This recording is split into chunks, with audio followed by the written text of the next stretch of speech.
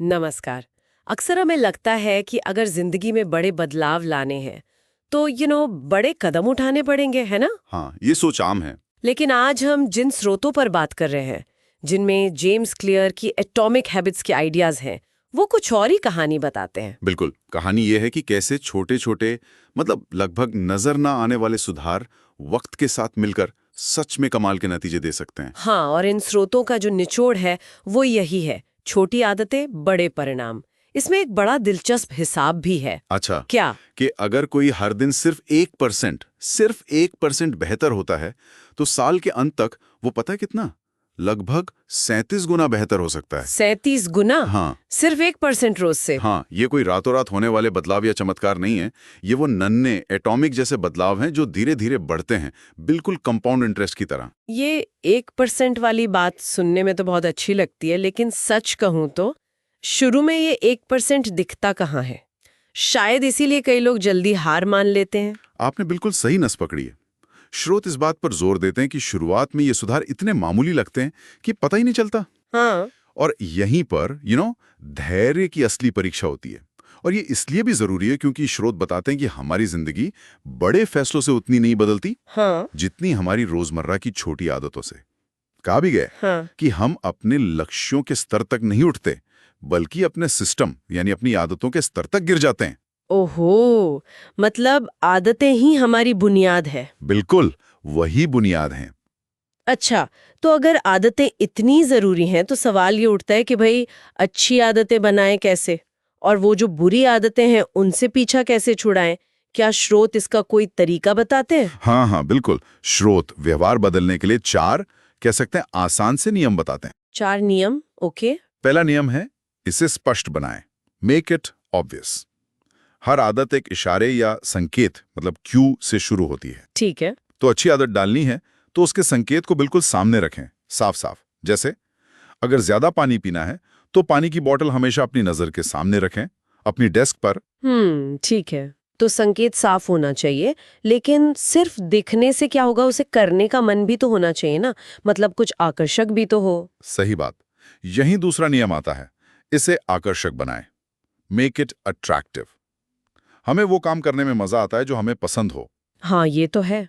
तो अपनी नई आदत को किसी ऐसी चीज से जोड़ दें जिसका आप पहले से ही लुत्फ उठाते हैं। जैसे मान लीजिए टहलना शुरू करना है। हाँ। तो टहलते समय अपना पसंदीदा म्यूजिक सुने या कोई पॉडकास्ट सुने, तो वो टहलना थोड़ा मजेदार लगने लगेगा। हाँ, ये तो बढ़िया तरीका है। तो हमने आदत को स्पष्ट बनाया और आकर्षक भी। अब आगे, कई बार वो शुरू करना ही सबसे मुश्किल लगता है। इसीलिए तीसरा नियम है, इसे आसान बनाएं। Make it easy. शुरुआत जितनी आसान होगी उतना अच्छा। आसान मतलब? स्रोत यहाँ 2 मिनट के नियम की सलाह देते हैं। कोई भी नई आदत शुरू करनी हो तो उसका ऐसा वर्जन चुने जो बस 2 मिनट में पूरा हो जाए। सिर्फ 2 मिनट में? हाँ, जैसे मैं रोज आधा घंटा कसरत करूंगा, ये सोचने के बजाय शुरू करें मैं अपने वर्कआउट वाले कपड़े पहनूंगा, या मैं बस 2 पुशअप्स करूंगा। अच्छा। शुरुआत में बस वो लय बनाना जरूरी है, एक्शन लेना जरूरी है, भले ही छोटा हो। 2 मिनट का नियम ये सुनने में काफी डुएबल लगता है, मतलब बड़ी छलांग नहीं, एक छोटा सा कदम। और आखिरी नियम क्या है? मान लीजिए मैंने आदत पूरी कर भी ली, तो उसे जारी रखने की प्रेरणा कैसे मिलेगी? वो रोज रोज वाली बात। बहुत अच्छा सवाल। चौथा नियम इसी के लिए है, इसे संतोषजनक बनाएं। Make it satisfying. हमारे दिमाग को ना तुरंत मिलने वाला इनाम या संतुष्टि अच्छी लगती है। हाँ, इंस्टेंट ग्रेटिफिकेशन। एग्जैक्टली। तो आदत पूरी करने के फौरन बाद खुद को कोई छोटा सा संतोषजनक एहसास दें। ये कुछ भी हो सकता है, जैसे हैबिट ट्रैकर में एक टिक लगाना। हाँ, वो टिक लगाने में मजा आता है। हाँ, या बस एक पल के लिए अपनी इस छोटी सी जीत को महसूस करना कि हाँ, मैंने कर लिया। ये 4 नियम तो अच्छी आदतें बनाने के लिए हो गए, लेकिन उन बुरी आदतों का क्या, जिनसे सब परेशान रहते हैं?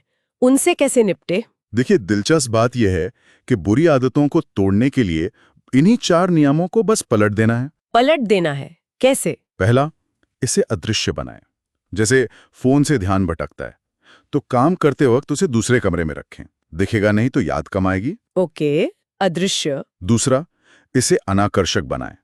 सोचिए कि उस बुरी आदत के बुरे नतीजे क्या हैं, उसे मन में दोहराइए। तीसरा?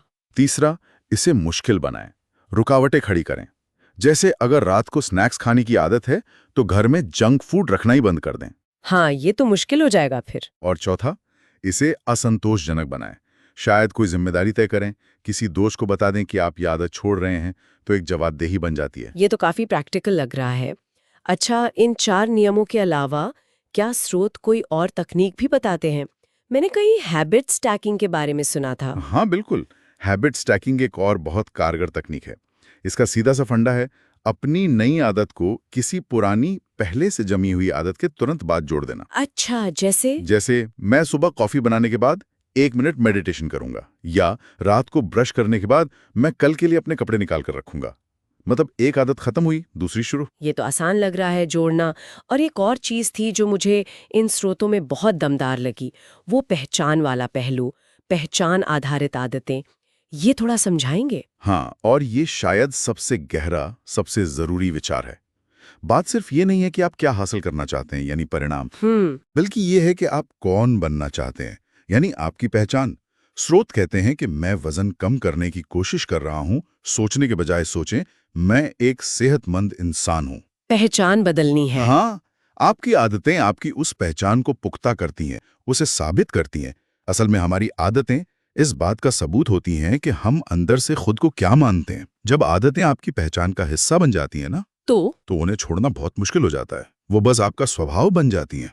वाह! तो कुल मिलाकर इन स्रोतों से जो बात उभर कर आ रही है, वो ये है कि जिंदगी बदलने वाले नतीजे पाने के लिए जरूरी नहीं कि हम अपनी पूरी जिंदगी ही उलट-पुलट दें। बिल्कुल नहीं। असली ताकत तो उन छोटे, लगातार किए जाने वाले कामों में छिपी है, जिन्हें हम अक्सर शायद नजरअंदाज कर देते हैं। बिल्कुल सही कहा आपने। हर दिन बस थोड़ा सा, सिर्फ वो 1% बेहतर होने पर ध्यान देना। यही छोटे कदम वक्त के साथ मिलकर इतने बड़े हो जाते हैं कि हम खुद हैरान रह जाते हैं। ये छोटे कदमों की जमा होती हुई ताकत है, cumulative power of small steps. तो ये चर्चा जो है सुनने वालों के लिए एक सवाल छोड़ जाती है। आज वो कौन सी एक छोटी सी परमाणु जैसी आदत हो सकती है जिसे शुरू करना आसान हो और जो लंबे समय में उनकी जिंदगी में एक बड़ा सकारात्मक बदलाव ला सकती है? इस पर सोचना चाहिए।